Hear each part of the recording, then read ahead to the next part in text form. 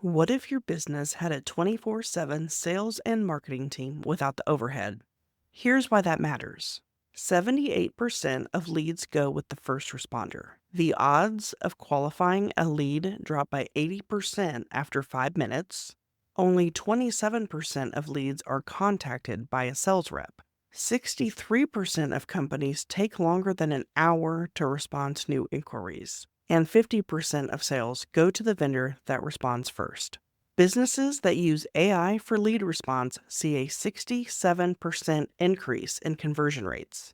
AI powered chat increases sales by 30%, and companies using AI also reduce customer support costs by 30%. And automated follow ups can boost lead engagement by 50% or more. And that's why I built an AI automation agency called LeadLoops.pro. LeadLoops texts new leads instantly, follows up after hours, reconnects old contacts, handles Google reviews, recovers abandoned carts, and even a voice bot that answers calls. Basically, it's a tiny army that never sleeps. You can learn more at leadloops.pro. The other thing I want to tell you about is I'm now offering a free marketing report at getafreemarketingreport.com. All you have to do is give me your business information, and I check your online presence and send a detailed report in a day or two showing what's working and what to improve. Again, that's at getafreemarketingreport.com. Welcome to the Frugalpreneur podcast. I am your host, Sarah St. John. This episode is what I refer to as a showcase episode where I feature a bootstrapped entrepreneur and they briefly share their tips, tricks, tactics, techniques, and tools that help them bootstrap their business and the successes and failures along the way. My hope is that each of these showcase episodes will provide at least one valuable takeaway that you could implement right away in your own bootstrap business journey. Now, on to the episode.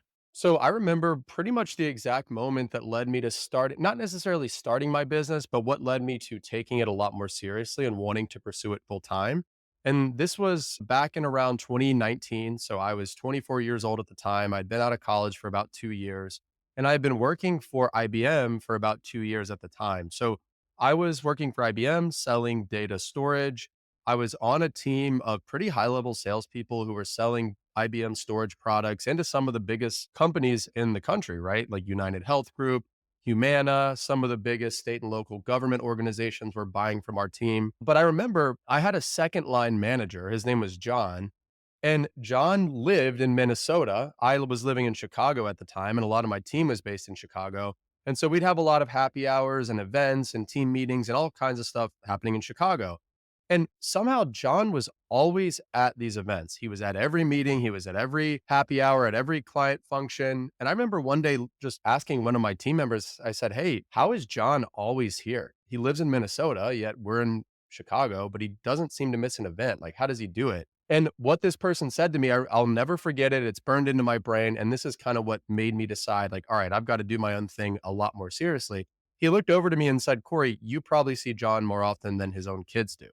And I remember that really struck me thinking, ooh, John was probably in his 40s or early 50s at the time. And I just remember thinking to myself, the last thing in the world that I want to be doing at that age is running around the country to every corporate event that I can possibly attend and missing my kids growing up. And I remember at that moment in time, I'm like, you know what? I've been doing this selling on Amazon thing on the side up to this point, and now we got to take it a lot more seriously because the last thing I want to have happen is to end up like John 10, 15, 20 years from now. So I really bootstrapped my business from day one. And keep in mind, when I started this business, I started it on the side. It's just a side hustle as a kid who had just graduated from college. So I graduated from college on May 20th, 2017. On May 21st, my mom gave me a label printer and a scanning tool and basically all the supplies that I would need to run around the town and find these used books at thrift stores that I could buy for 25 cents or a dollar or $2 and turn around and flip on Amazon for 10, 20, sometimes 50 or $100 is how much these textbooks can go for. So the equipment that she gave me cost probably around $200 total. And then I had about an extra $100 in just startup capital that I was going to use for inventory. right? So remember, these books only cost 50 cents or a couple dollars a piece. So if I had $100 in starting capital with which to bootstrap my business, I was actually able to buy a good amount of inventory and a good amount of solid, profitable books with that $100. And the beauty of this business is, well, yes, I did invest more money into it down the line. I didn't need to. This is a business that has snowball potential. So when I invested that first $100 into inventory, once all that $100 worth of inventory had sold, now I had, let's say, $300. And then I go and spend that 300 on inventory. And now I have, say, 700. And the cycle continues. So bootstrap from the ground up, starting with really a couple of $100 for equipment, about $100 for inventory, and slowly snowballed that capital over time. Like I said, yes, we did end up putting more money into the business down the line, but not an astronomical amount. And fast forward to today, we've sold over $13 million worth of products starting from that initial bootstrap couple $100 in capital. Sweet Dash is the ultimate all in one business software platform designed to simplify your operations and supercharge your growth. Say goodbye to tech tool overload and hello to a single unified system that handles CRM, proposals, scheduling, contracts, invoicing, subscriptions, project management, client portals, file sharing, and marketing, all in one place. With Sweet Dash, you'll enjoy one login to streamline your business, saving you time and sanity. No code automations that put your business on autopilot by slashing manual tasks. The real kicker? Unlimited users and clients. This means you can invite your team, clients, and contractors without worrying about extra fees. But Sweet Dash isn't just about software, it's about community. Their roadmap thrives on user feedback and live support sessions, ensure you're never alone on your journey to success. Trusted by tens of thousands of small businesses with over 1,000 glowing 5-star reviews on Capterra and G2, Sweet Dash is a platform you've been waiting for. You can try it free, no credit card required, at sweetdash.com. That's SUITEDASH.com. Sweet Dash. One login, one platform, one low price, unlimited potential. So, my biggest failure when it comes to bootstrapping my business is really just the mindset along how long it was going to take to scale. Because when you're bootstrapping an inventory based business, the only way to grow is by reinvesting as much of your profit as often as you can, or by taking outside capital. And again, with the concept of bootstrapping in mind, outside capital really wasn't an option, at least not for the first few years. I'd say my failure, like I said, it's just the mindset that I had of, hey, well, I'm going to scale this thing to $1 million in sales in 2 years, right? And when you're starting with a couple $100, that's just not realistic. So I kind of had that failure of mindset, which led me to make some poor short term decisions in the sense of the types of products we were buying and the types of people we were partnering with. When in reality, if I just had a more long term vision, I would have had the wherewithal to understand, well, hey, if we're going to bootstrap this thing like we did, then we can hit 1 million in sales, but it's not going to come until year 3, 4, or 5, right? It's not going to happen in year 1 or 2. Now, I'd say my biggest success in the bootstrapping of my business is also a mentality piece, but it's the mentality of not having tons of capital with which to waste. So when you bootstrap a business like this with just a couple $100 in capital, you've got to be cognizant of every single penny that you're spending. We didn't have the luxury of going and spending $2,000 on a professional website.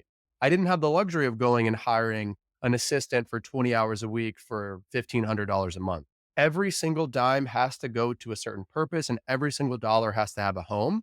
So the success when it comes to bootstrapping is just that frugal mentality of I've got to be responsible with my money. And that concept and really that factor has translated into every other business I pursued. And I still have it to this day. I try to be very cognizant of my funds, even though today we're dealing with thousands of dollars, whereas previously we were only dealing with hundreds. So, one of the best tips that I can give for bootstrapping your business is utilize as many of the free or low cost resources that you have access to within your specific niche or your specific industry.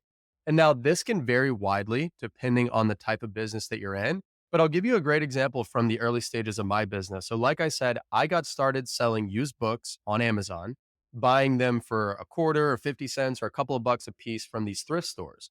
Now, one method that I found to be very effective is that on Craigslist and on Facebook Marketplace and some of these other platforms, people tend to give away their books, right? A lot of people just give away their books to whoever will take them. So one thing that I did early on to really bootstrap is I would create a post on Craigslist or on Facebook Marketplace that says, "Hey, I'm looking to take any books that anybody wants to get rid of. I will come to your house and I will take them and I will dispose of them for you for free."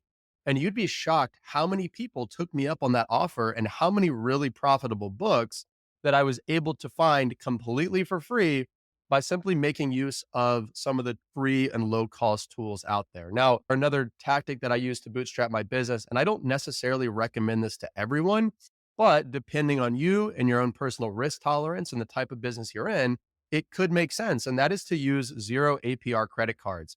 So, in the early stages of my business, we would open these business credit cards where there was no interest for a full year. And credit cards, like, for example, the Amex Plum, gives you 60 days to pay back your balance. And then a lot of times there will be a welcome bonus where there's no interest for a full year and all kinds of different ways to kind of financially maneuver your credit limits to help you bootstrap your business in the early stages. So, to summarize, taking advantage of the free and low cost tools and opportunities in your industry, and then smartly using credit cards to finance your business. So, I do have a few parting thoughts to share with the audience before I let you go. So, first and foremost, you've heard me mention that my business was built on the foundation of buying and selling used books for pennies or a dollar at a time and then flipping them on Amazon. And so my business has really transformed over the years to now we no longer sell books.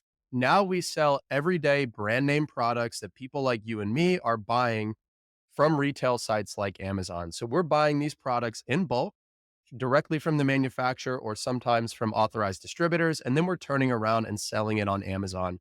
So if I can do anything for your audience to help them, if they're interested in this business model or if they're interested in selling on Amazon, I want them to head over to freewholesaleguide.com because wholesale is the name of the business model that I'm currently engaged in, which is, like I said, buying in bulk from manufacturers and distributors and reselling on Amazon. And at freewholesaleguide.com, I put together a 100% free course that your audience can take, and it will teach them the ropes of this process by following my 5 steps of Amazon wholesale framework. And like I said, that's completely free, available to them at freewholesaleguide.com. I hope you enjoyed that episode and were able to take away a valuable nugget of information that you can implement right away in your own business. If you feel your story would be valuable for the listeners of this show, please visit frugal.show/guest. What if your business had a 24/7 sales and marketing team without the overhead? Here's why that matters. 78% of leads go with the first responder. The odds of qualifying a lead drop by 80% after 5 minutes. Only 27% of leads are contacted by a sales rep. 63% of companies take longer than an hour to respond to new inquiries. And 50% of sales go to the vendor that responds first. Businesses that use AI for lead response see a 67% increase in conversion rates. AI-powered chat increases sales by 30%, and companies using AI also reduce customer support costs by 30%. And automated follow-ups can boost lead engagement by 50% or more. And that's why I built an AI automation agency called LeadLoops.pro. LeadLoops texts new leads instantly, follows up after hours, reconnects old contacts, handles Google reviews, recovers abandoned carts, and even a voice bot that answers calls. Basically, it's a tiny army that never sleeps. You can learn more at LeadLoops.pro. The other thing I want to tell you about is I'm now offering a free marketing report at getafreemarketingreport.com. All you have to do is give me your business information, and I check your online presence and send a detailed report in a day or two showing what's working and what to improve. Again, that's at getafreemarketingreport.com.